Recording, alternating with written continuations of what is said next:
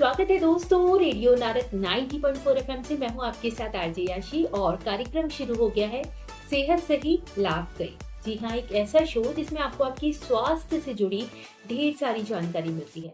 आज हम आपके लिए एक ऐसा ही विषय लेकर आए हैं।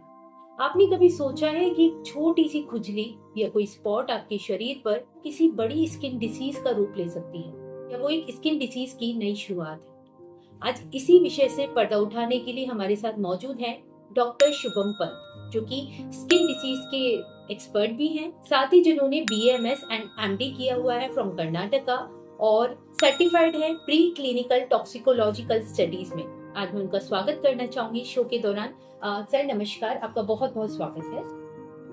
नमस्कार, मेरा नाम डॉक्टर शुभम पंत है और जैसा कि मैम ने बताया कि I am working as a consultant here in Mangalayatan University and I have also been an expert in dermatology and dealing dermatological cases since last 3 years। तो आज आपके साथ यही बात होगी कि कैसे उन भ्रांतियों को और कब आपको मेडिकल असिस्टेंस लेना चाहिए, कब नहीं लेना चाहिए। बिल्कुल सर, इसी के साथ सबसे पहले हम आपसे उन गांव के लोगों के लिए जानना चाहेंगे जिनको इन मेडिकल टर्म्स के बारे में पता ही नहीं है।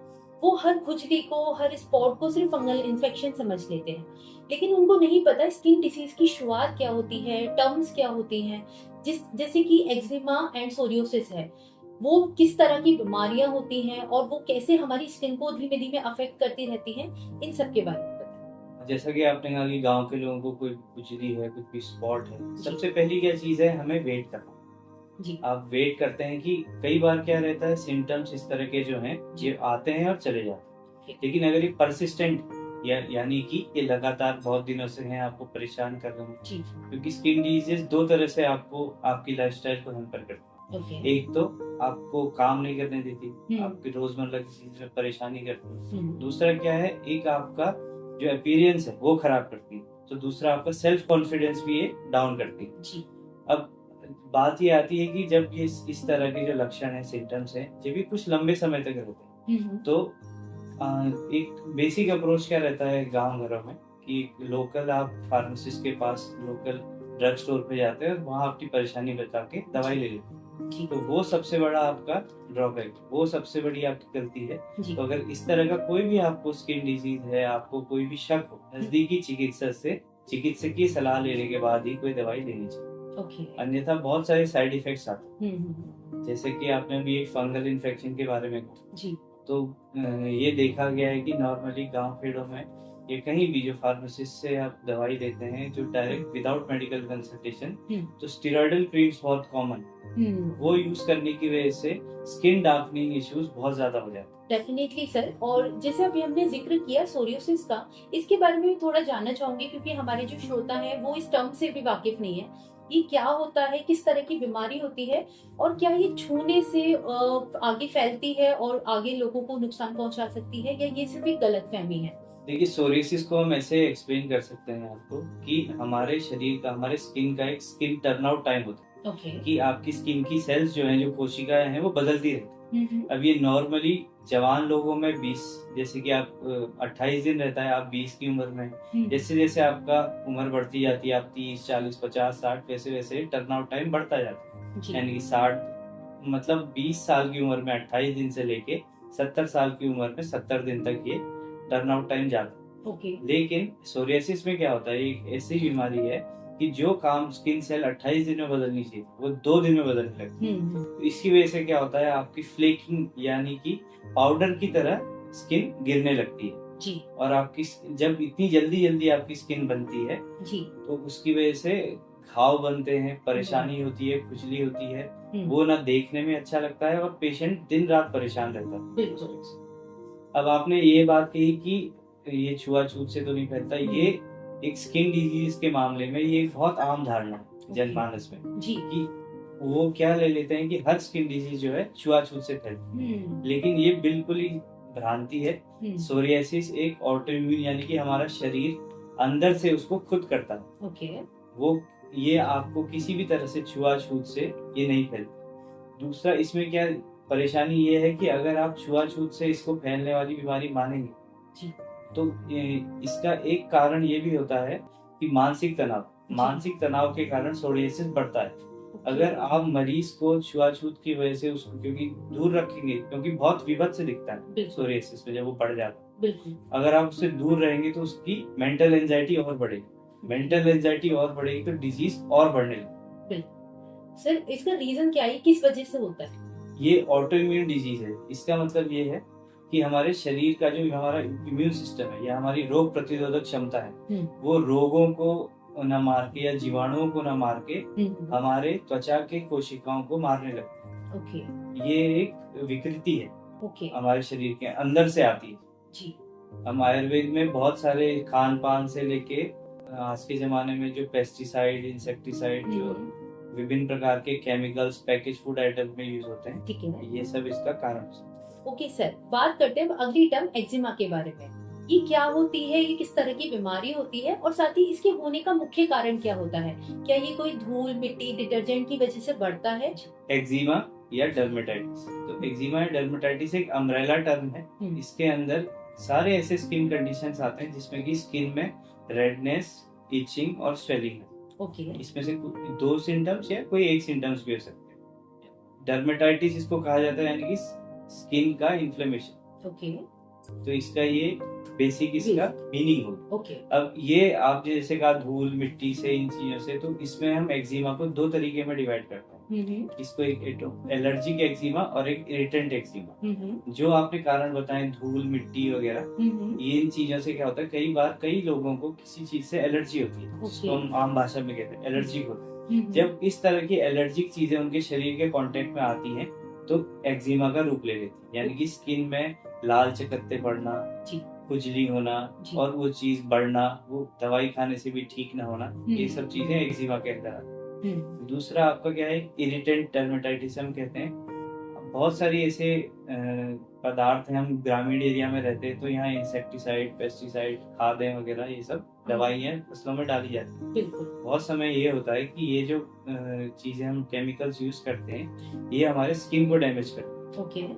स्किन को जब डैमेज करती है तो हमारे बॉडी का रिएक्शन आता है अंदर से, उसकी वजह से भी ये रेडनेस आ जाती है। तो इसको हम एक कह सकते हैं कि एक्जिमा। ओके सर, अब बात करते हैं एक ऐसी बीमारी की जो सबकी जुबान पर होती है और सब उससे वाकिफ हैं, फंगल इन्फेक्शन। अगर देखा जाए तो गांव में बहुत हमें फंगल इन्फेक्शन देखने को मिलता है, तो इसकी आम वजह क्या है और साथ ही अगर हम इसको रोकथाम के लिए आगे बढ़ाएं तो क्या चीजों से हमें सावधानी बरतनी चाहिए, वो भी बताएं। देखिए, फंगल इन्फेक्शन के कई कारण हैं। उन्हें आपका खान पान से लेके आपका आसपास का मौसम और आपकी शरीर की प्रकृति, ये 3 चीजें इसमें बहुत अहम रोल निभाती। अगर आपका खान पान इस तरह का है कि आप बहुत तेल वाला खाना, ज्यादा दही, बाहर का तला भुना, इस तरह का खाना आप ज्यादा खाते हैं तो आपकी शरीर की रोग प्रतिरोधक क्षमता कम होती है। उसकी वजह से जो ये फंगस रहते हैं ये हमारे स्किन में नॉर्मली भी रहते हैं। हमारे स्किन के नॉर्मल बायोडाइवर्सिटी का है, नॉर्मल फ्लोरा का एक पार्ट है, स्किन फ्लोरा का। ठीक है। अब वो जब आपकी रोग प्रतिरोधक क्षमता कम होती है तो वो प्रोलिफरेट, यानी कि वो ग्रो करने लगते हैं और फंगल इन्फेक्शन का रूप लेते हैं। दूसरा क्या है, अभी जैसे ये मौसम है बरसात का मौसम, इस मौसम में नमी भी है और गर्मी भी है, और ये मौसम जो है एकदम फंगस के ग्रो करने के लिए एकदम अनुकूल है। आप अगर बाहर भी देखेंगे तो इस मौसम में मशरूम लगते हैं। तो mushroom is a type of fungus. तो वही उसी की और वेराइटीज जो हैं फंगस की, वो आपकी स्किन में हॉट एंड ह्यूमिड वेदर की वजह से ग्रो करने लगते। वही अब हम बात करना चाहेंगे, जैसे आपने भी जिक्र किया बारिश का, कि बारिश में ही फंगल इन्फेक्शंस वगैरह होते हैं। ये बढ़ता क्यों है बारिश में? स्किन डिसीजेज और फंगल इन्फेक्शन ज्यादातर क्यों बढ़ते हुए दिखाई देते हैं? और बात करें हम अपने खान पान और कपड़ों की, तो उस सब को ध्यान में रखते हुए हमें किन किन चीजों का और ज्यादा खास ख्याल रखना चाहिए? देखिए, बढ़ते हैं नमी और गर्मी के कारण। और जैसे हमारे ग्रामीण क्षेत्रों में बहुत सारे लोग किसानी करते हैं, बाहर काम करते हैं, तो उसमें पसीना बहुत आता है जी। अब क्या है कि ये पसीने के जो कपड़े हैं ये एक ब्रीडिंग ग्राउंड बन जाता है बैक्टीरिया के लिए, फंगस के लिए। डेफिनेटली। तो सबसे पहले इसमें रोकथाम क्या है, एक तो स्नान, नहाना, 2 बार नहाना, और आपके कपड़े जो है साफ पानी से अच्छी से उनका डेली धोना, चाहे तो उसमें आप डेटॉल ऐड कर सकते हैं जी। और नहाने के लिए आप नीम के पानी का इस्तेमाल कर सकते हैं, जो कि एक गांव की रेमेडी है और बहुत आसानी से हमें प्राप्त हो सकती है। और इन चीजों का इस्तेमाल करके हम फंगल इन्फेक्शन से रोकथाम कर सकते हैं, प्रिवेंशन कर सकते हैं। इस समय कीड़े मकोड़े मच्छर बहुत मिलते हैं और अगर ये लोग ये काट लेते हैं किसी इंसान को तो अक्सर ना हम लोग घर के नुस्खे अपनाते हैं, जैसे हमने टूथपेस्ट लगा लिया, ऑयल लगा लिया या घर का ही कोई ट्रीटमेंट कर लिया। क्या ये किसी हद तक सही है या हमें फर्स्ट एड ही लेना चाहिए? इस पर आपकी क्या राय है एज अ डॉक्टर? देखिए, बहुत सारे कीड़ों के काटने की वजह से एक्यूट सिम्टम आते हैं, यानी कि बहुत कम समय में आते हैं और बहुत कम समय के लिए वो रहते हैं। ठीक है। तो उसमें टूथपेस्ट लगाना, तेल लगाना, ये अनइन्फॉर्म्ड एक आपका कदम है। ठीक है। तो इसमें आप बेसिक सबसे पहले आपको क्या करना है, अगर आपको कहीं भी कीड़ा काटे, कुछ भी अगर इस तरह का हो, या कीड़ा हर बार काटता भी नहीं, कई बार क्या होता है कीड़ा दब जाता है, उसके बॉडी के सीक्रेशंस हमारी स्किन में लग जाते हैं, तो उससे भी आगे चल के थोड़ी परेशानी होती है। तो पहला हमारा काम है कि उस एरिया को अच्छी से धोएं। अगर किसी कीड़े का डंक है तो उस डंक को निकालें और एरिया को साफ पानी से और साबुन से अच्छी से धोएं। ठीक है। मैक्सिमम जगह ये होगा ऐसा करने से कि आगे आपको कुछ करने की जरूरत ही नहीं पड़ेगी। और अगर आपको उसके बाद भी कोई परेशानी होती है, कुछ भी लक्षण आते हैं, तो आपको अपने नजदीकी चर्म रोग चिकित्सक के पास, नजदीकी डर्मेटोलॉजिस्ट के पास जाके उसको दिखाना चाहिए, ये ना करके कि खुद उसमें घरेलू नुस्खे इस्तेमाल करें। क्योंकि कई बार क्या होता है, जो घरेलू नुस्खे हैं वो जो कीड़े का जो काटा है उसको ठीक करने के बजाय उसको और बढ़ा सकते हैं। सर, जैसे आपने बोला कि तुरंत डॉक्टर को दिखाना चाहिए अगर ज्यादा कुछ सिम्टम बढ़ रहा है, उन सिम्टम्स के बारे में मैं जानना चाहूंगी। किस तरह के सिम्टम्स को देखकर हमें तुरंत डॉक्टर से कंसल्ट करना चाहिए, स्पेशली जब किसी ने काटा हो, क्योंकि वहाँ स्वेलिंग वगैरह आ जाती है या उस एरिया पे हमें कुछ अलग ही कलर देखने को मिलता है, तो हमें कब डॉक्टर के पास तुरंत जाना चाहिए? जैसे आपको डॉक्टर के पास तुरंत तब जाना चाहिए अगर आप देख रहे हैं कि लक्षण धीरे धीरे बढ़ रहे हैं और इसमें अलग अलग सिम्टम्स आते हैं, जैसे कि आपको इचिंग होती है, आपको पेन होता है, स्वेलिंग, रेडनेस, यहाँ तक कि वहां से पानी निकलना, क्लियर पानी निकलना या फिर गाढ़ा पस निकलना, ये सब हो सकता है। अगर इस तरह के सिम्टम्स आपको आ रहे हैं और ये सिम्टम्स आपको परेशान करेंगे, दर्द अगर ऐसा है कि वो डॉक्टर को दिखाने लायक है, तो वो आपको काम भी नहीं करने देगा। तो इस तरह के सिम्टम्स में जो वो बढ़ रहे हैं और आपको इसके साथ साथ लोकल सिम्टम्स तो है, मतलब जहाँ पे कीड़े ने काटा है वहाँ के लक्षण तो है ही है, साथ ही साथ वो लक्षण भी हैं जैसे जो आपके शरीर में आ रहे हैं जी, जैसे कि आपको बुखार आना, आपके जोड़ों में दर्द होना, इस तरह के भी अगर आपको लक्षण है, उल्टी आना, तो आपको तुरंत चिकित्सकीय सलाह परामर्श की जरूरत है। सर, एक सवाल मैं और करना चाहूंगी, जैसे बारिश के मौसम में हमें अक्सर सांप भी निकलते हुए देखने को मिलते हैं क्योंकि बिल वगैरह उनके टूट जाते हैं।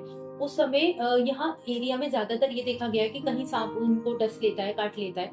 ऐसे में हमें सबसे पहला कदम क्या उठाना चाहिए? सांप काटने की स्थिति में आपको किसी भी लोकल एप्लीकेशन या किसी भी लोकल वैद्य, लोकल झाड़ फूक, इनके उसमें नहीं जाना। ठीक है। जैसे ही आपको अगर कोई सांप का अगर काट लेता है, इस मौसम में खेती बाड़ी हो रही है, अभी धान की रोपाई का मौसम भी चल रहा है, अगर आपको सांप काट लेता है तो आपको नजदीकी सरकारी अस्पताल जाना। ठीक है। क्योंकि वहाँ एक दवाई होती है anti snake venom, ASV, polyvalence anti snake venom होता है। ठीक है। वो आपको एडमिनिस्टर किया जाएगा। ठीक है। डॉक्टर एग्जामिन करने के बाद वो एडमिनिस्टर कर, वो पहले ये देखेंगे कि आपका जो आपको पहले सांप ने काटा है या नहीं, घाव कैसा है, घाव है भी नहीं है, वो क्या विष वाले सांप का है, जहर वाले सांप का है या बिना जहर वाला है। क्योंकि हमारे हिंदुस्तान में 70% जो बाइट केसेस होते हैं नॉन वेनमस स्नेक की वजह से, तो इसलिए अगर आपको नॉन वेनमस स्नेक ने काटा है, ठीक है, फिर भी आप डॉक्टर के पास जाएं और आपको वेनमस ने काटा है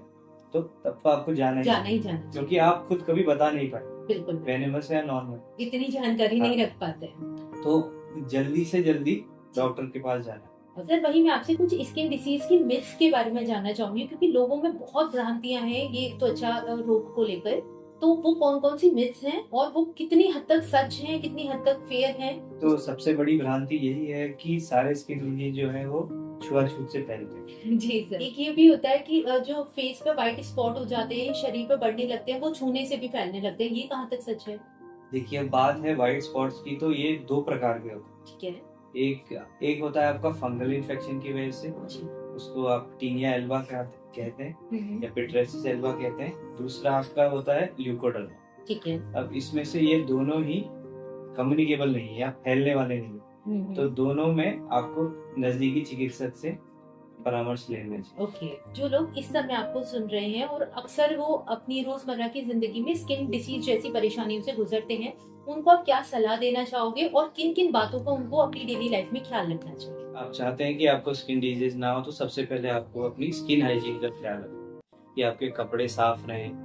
आपको अगर पसीना आए या आप धूल मिट्टी से कहीं से भी बाहर से आए तो आपको सबसे पहले साबुन से साफ पानी से नहाना है, कपड़े साफ पानी से धोने हैं। और अगर आपको कोई भी ऐसी स्किन डिजीज लगती है कि आपकी बॉडी में बढ़ रही है या स्टार्ट हो रही है, तो देर न करते हुए या घरेलू नुस्खे या आसपास के जो डर्मेटोलॉजी के फील्ड में, जो स्किन डिजीज के फील्ड में इनका नॉलेज अच्छा नहीं है, लेकिन ये रहता है कि घर परिवार में भी आसपास में भी लोग सलाह दे देते, तो वो सलाह ना लेते हुए आप नजदीकी चिकित्सक के पास जाएं और उनसे सलाह लें और उसके हिसाब से ही अपने आगे का काम। डेफिनेटली सर, बहुत ही अच्छा संदेश दिया आपने और मुझे लगता है कि यहाँ के लोगों को इस चीज का बहुत ख्याल रखना चाहिए, क्योंकि शहरों में गंदगी कम होती है, वहीं गांव में हमें, क्योंकि वहाँ चारा भी होता है, वहाँ भैंस भी होती है, दूध भी होता है, तो ये सब चीजें हमें अक्सर देखने को मिलती हैं। तो इन सब चीजों का हमें भी ख्याल रखना चाहिए। साथ ही मैं आपका बहुत बहुत धन्यवाद करना चाहूंगी, सेहत से ही लाभ के इस कार्यक्रम से आप जुड़े और आपने लोगों को इतनी अच्छी सलाह दी इस बारे में कि आपको किन किन चीजों से स्पेशली ख्याल रखना है और क्या स्टेप्स उठाने हैं अपने आप को बचाने के लिए। आपको बहुत बहुत धन्यवाद। आपका भी बहुत बहुत धन्यवाद इंटरव्यू लेने के लिए। इस इंटरव्यू के माध्यम से हम मंगलायतन में और आसपास के गांव की जनता को जागरूक करेंगे। डेफिनेटली सर, बहुत बहुत शुक्रिया। इसी के साथ दोस्तों, कोई भी खुजली, त्वचा पे लगी हुई कोई भी बीमारी या अगर आपको कोई ऐसा सिम्टम दिख रहा है जिससे आपको लगता है कि आपको स्किन डिसीज हो सकती है, तो उसको लाइटली ना ले, तुरंत डॉक्टर से कंसल्ट करें, कहीं वो बीमारी बड़ी न बन जाए, गंभीर न बन जाए। इस बात का आपको ख्याल रखना है और इस प्यारे से प्रोग्राम सेहत से ही लाभ कई में आपको ऐसी ही जानकारियां मिलती रहेंगी अगले डॉक्टर के साथ। तब तक के लिए मुझे यानी आरजे याशी को दीजिए इजाजत और बने रहे रेडियो नारद के साथ। रेडियो नारद 90.4 FM, जन जन की मंगलवाणी। Stay tuned.